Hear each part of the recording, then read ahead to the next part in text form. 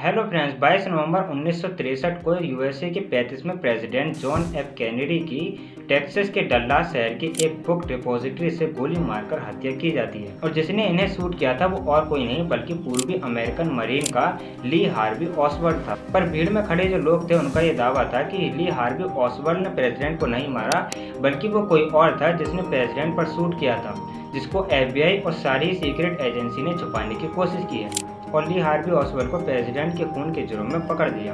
और ये debate public और सीक्रेट एजेंसी के बीच इतनी ज़्यादा बढ़ गई कि पब्लिक ये मानने लगी कि ये एक पूरी सोची समझी साजिश थी जिसमें प्रेसिडेंट की हत्या करवा दी गई और ली हार्वी ऑसवेल्ड को पकड़वा लिया गया, जिसमें असली शूटर को कभी भी नहीं ढूंढा गया और उसे बचा लिया गया। और इसीलिए इस केस को एक अनसॉल्व केस माना जाता है। पर पब्लिक का ये दावा किस हद तक सच है, आज इसे हम अपनी इस वीडियो में जानेंगे। सो वीडियो को एंड तक जरूर देखें। 22 नवंबर 1963 से करीब एक महीने पहले ली हार्वी ऑसवेल्ड को उस बुक डिपॉजिटरी में काम के लिए रखा जाता है जहाँ से प्रेसिडेंट पर गोली चली थी। पर ये ली हार्वी ऑसवेल्ड कौन था, इसके बारे में पहले थोड़ा सा जान लेते हैं ताकि आपको एक बेटर आइडिया लग सके कि इसे ही प्रेसिडेंट के जुर्म में क्यों पकड़ा गया। ली हार्वी ऑसवेल्ड का जन्म 18 अक्टूबर 1939 को लुसियाना में हुआ था। पर बचपन में इन्हें अपनी फैमिली का सपोर्ट और प्यार इतना नहीं मिला था, जिस वजह से मेंटली डिस्टर्ब हो चुके थे।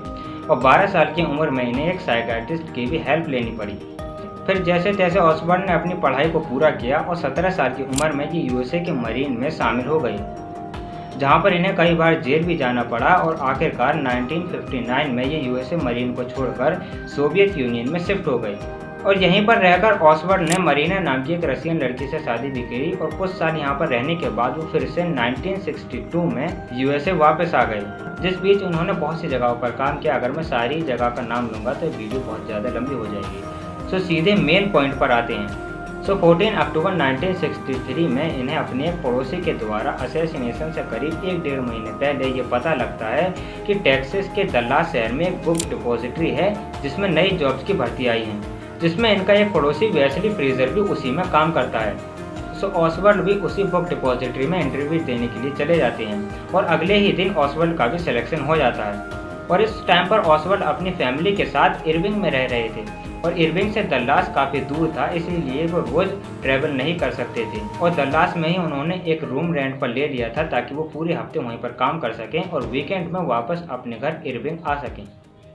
ऑसवेल्ड पूरे हफ्ते डल्लास में रहकर अपनी बुक डिपॉजिटरी में काम करते और वीकेंड पर वो अपने पड़ोसी वेस्ली फ्रीजर के साथ अपने घर वापस आ जाते और हर वीकेंड पर वो ऐसा ही करते। पर असैसिनेशन से एक दिन पहले वेस्ली फ्रीजर जो उनका पड़ोसी था वही बताता है कि वो थर्सडे को मिड ब्रेक लेकर इरविंग वापस आ गए। और वेस्ली फ्रेजर ने जब ऑसवेल्ड से पूछा कि वो इरविंग वापस क्यों जा रहे हैं, तो ऑसवेल्ड ने वेस्ली फ्रेजर को बताया कि उन्हें इरविंग जाकर अपने डलास में जो उन्होंने रूम लिया है उसके लिए कॉटन रोड्स लानी है, इसीलिए वो थर्सडे को मिड ब्रेक लेकर इरविंग वापस आए थे। ऑसवेल्ड और फ्रेजर दोनों ही थर्सडे को घर आ जाते हैं और अगले दिन जब फ्रेजर ऑसवेल्ड को साथ लेकर जाता है दोबारा से काम पर, तब फ्रेजर ये नोटिस करता है कि उसने अपनी वेडिंग रिंग नहीं पहन रखी है और उसके पास एक बड़ा सा पेपर बैग है जिसमें ऑसवेल्ड ने बताया था कि उसमें उसकी कर्टन रॉड्स हैं। और असैसिनेशन से करीब आधा घंटा पहले उसे आखिरी बार 6th फ्लोर पर देखा गया था, जब सारे ही लोग 1st फ्लोर पर अपना लंच करने के लिए आ गए थे। और उसके आधे घंटे बाद जैसे ही प्रेसिडेंट की गाड़ी उस बुक डिपॉजिटरी बिल्डिंग के पास से गुजरती है, तभी बहुत तेजी एक गोली की आवाज़ आती है, जिसमें पहली गोली जो चली थी वो प्रेसिडेंट के गर्दन के पास से होकर गई थी, जो टेक्सास के गवर्नर जॉन कॉनेली को जाकर लग गई थी। और उसके तुरंत बाद ही एक और गोली चली जो प्रेसिडेंट के सीधे सर पर जाके लगी। तो यहाँ पर जो पब्लिक का मानना है वो ये मानते हैं कि उस टाइम पर 3 गोलियाँ चली थी, पर एफबीआई ने अपनी ऑफिशियल रिपोर्ट में 2 ही गोलियों का जिक्र किया था कि 2 गोली चली थी, एक जो प्रेसिडेंट के पास से होकर निकल गई और दूसरी जो उनके सिर में लगी। और जैसे ही प्रेसिडेंट को गोली लगती है तुरंत ही उनका ड्राइवर उन्हें हॉस्पिटल के लिए ले जाता है, जहाँ पर टेक्सास के गवर्नर जो थे उनकी तो जान बच जाती है, पर प्रेसिडेंट की जान नहीं बच पाती है, उनकी रास्ते में ही मृत्यु हो जाती है, क्योंकि गोली उनके सीधे सिर पर लगी थी जिस पर उनका बच पाना बहुत मुश्किल था। और जैसे ही पहली गोली चली थी तुरंत ही एक पुलिस वाले ने उस बुक डिपॉजिटरी के 6th फ्लोर से गोली चलाने वाले को देख लिया था। तुरंत ही उसने एफबीआई और सीआईए वालों को इन्फॉर्म किया और उस पूरी बिल्डिंग को सील कर दिया गया और उसके अंदर जितने भी वर्कर्स थे उनकी तुरंत ही तलाशी ली गई। और एक एक करके जब सबकी तलाशी ली गई तो उनमें एक बंदा मिसिंग था और जब पूरी लिस्ट को चेक किया गया तो उसमें हार्वी ऑसवेल्ड का नाम सामने आया और एफबीआई को हार्वी ओसवाल्ड पर पहले से ही शक था, तो वो तुरंत ही उसे पकड़ने के लिए पूरे शहर में नाकाबंदी कर देते हैं और जगह जगह पर पुलिस को खड़ी कर देते हैं ताकि कहीं से भी वो बाहर ना निकल पाए। और इधर ओसवाल्ड जो था वो प्रेसिडेंट को गोली मारकर तुरंत ही उस बुक डिपॉजिटरी से निकल जाता है और वो अपने घर पहुंचकर पहले अपने कपड़े और ओलिए चेंज करता है ताकि पुलिस उसे ना पकड़ पाए। पर जैसे ही वो बाहर निकलता है हर जगह पर पुलिस थी और उसे सामने ही एक पुलिस वाला मिलता है। जैसे ही पुलिस वाला उसे रोकने की कोशिश करता है वो तुरंत ही 4 गोलियां उसे मारकर वहां से भाग जाता है, जिस पर मौके में ही उस पुलिस वाले की मौत हो जाती है। और ओसवाल्ड जाकर एक पास के ही थिएटर में छिप जाता है, पर वो पुलिस से ज़्यादा देर तक छिपा नहीं रह पाता है और पुलिस आकर वहां से उसे पकड़कर ले जाती है।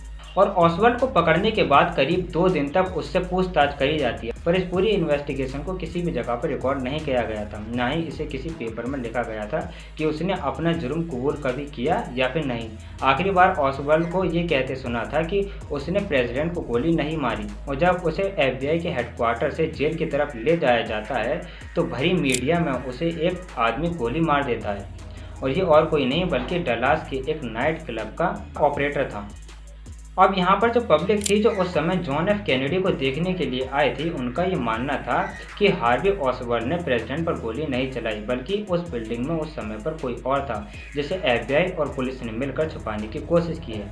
अब एफबीआई ने बताया कि ओसवाल्ड ने ये पूरी प्लानिंग खुद ही करी थी, पर वो इतनी बड़ी प्लानिंग खुद कैसे कर सकता था, क्योंकि जब प्रेसिडेंट ने फैसला किया था कि वो टेक्सास के शहर में जाकर अपनी एक पॉलिटिकल स्पीच देंगे, सो इस बात को पब्लिक नहीं किया गया था। और जिस टाइम पर जॉन एफ कैनेडी ने अपनी ये बात रखी थी उस टाइम पर 2 लोकेशन चुनी गई थी। पहली लोकेशन जो व्हाइट हाउस के द्वारा चुनी गई थी वो वुमेन्स बिल्डिंग थी, और दूसरी लोकेशन जो थी वो टेक्सास के गवर्नर जॉन कैलेनी द्वारा चुनी गई थी, जो कि ट्रेड मार्ट थी।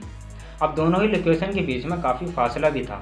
टेक्सास के जो गवर्नर थे जॉन कैनेडी वो ये चाहते थे कि प्रेसिडेंट वुमेन्स बिल्डिंग में ना जाएं, क्योंकि उनका ये मानना था कि वुमेन्स बिल्डिंग का इंटीरियर इतना अच्छा नहीं है। इसीलिए उन्होंने प्रेसिडेंट को जोर देते हुए कहा कि उन्हें ट्रेड मार्ट में ही अपनी स्पीच को देना चाहिए, जिस पर प्रेसिडेंट जॉन एफ कैनेडी ने भी एग्री कर लिया थे। अब लोकेशन को फाइनल करने के बाद उनके पास 2 रूट थे जो ट्रेड मार्ट के लिए जाते थे। पहला रूट वो था जो शहर के बाहर से होकर जाता था और दूसरा वो जो शहर के बीच में से होकर आता था। दोनों ही रूट में फ़र्क ये था कि जो शहर के बाहर से होकर आता था इसमें प्रेसिडेंट की सिक्योरिटी ज़्यादा थी, पर जो शहर के बीच में से होकर आ रहा था उसमें उन्हें थोड़ा बहुत खतरा हो सकता था। और ये बात टेक्सास के गवर्नर ने प्रेसिडेंट को समझाई भी थी। उनका ये कहना था कि हमें शहर के बाहर से ही होकर जाना चाहिए, पर प्रेसिडेंट की ये इच्छा थी कि वो पब्लिक के बीच में से होकर जाएंगे ताकि सभी लोग उन्हें देख पाएँ।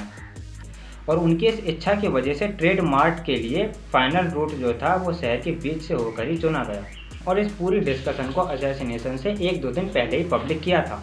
अगर ये बात सच है तो ओसवाल्ड को इतनी पहले ये पता कैसे चल गया कि प्रेसिडेंट की गाड़ी उस बुक डिपॉजिटरी के पास से होकर ही जाएगी, जिस पर पब्लिक का ये पूरा विश्वास था कि इस इंफॉर्मेशन को पहले ही किसी सीक्रेट एजेंसी के द्वारा लीक कर दिया गया था। और इस पूरे असैसिनेशन में ओसवाल्ड के साथ और भी लोग शामिल थे, पर उन लोगों का नाम कभी भी एफबीआई ने नहीं लिया, ना ही उनके बारे में कभी कोई पता चल पाया। सिर्फ एक ही नाम सामने आया था, वो था ओसवाल्ड का। उसके बाद उसके साथ और कितने लोग थे इस बारे में किसी को भी कुछ भी नहीं पता। और अगर ओसवाल्ड ने इतनी बड़ी प्लानिंग अकेले ही कर ली थी तो आखिर में आकर वो इतनी बड़ी भूल कैसे कर सकता है, जिसमें उसने एक पुलिस वाले को मार दिया और थिएटर में जाकर छुप गया। अगर वो प्रेसिडेंट को मारने की प्लानिंग कर सकता है तो उसने अपने बचाने के लिए भी कोई ना कोई प्लानिंग जरूर करके रखी होगी। पर वो प्रेसिडेंट को शूट करने के तुरंत बाद ही कैसे पकड़ा गया? और एफबीआई ने इस पूरे केस की कई महीने तक जांच करी, पर उनके सामने दूसरा और कोई नाम नहीं आया जो ओसवाल्ड के साथ इस पूरे मिशन में शामिल हो। और इसीलिए ये केस भी एक मिस्ट्री बनकर हमेशा के लिए रह गया। सो फ्रेंड्स, यही थी हमारी वीडियो। मिलते हैं ऐसे ही किसी दिलचस्प वीडियो